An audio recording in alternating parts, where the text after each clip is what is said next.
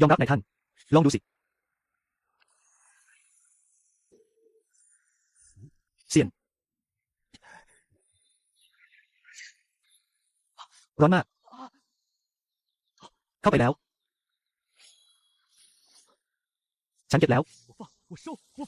ฮ่าฮ่าฮ่า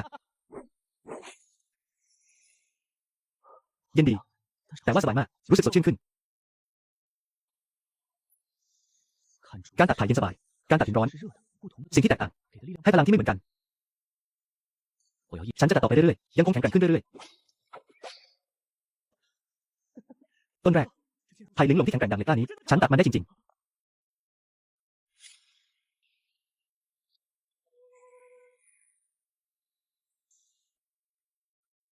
ทำไมเป็นพวกเขาล่ะให้พวกมึงออกไปจากที่นี่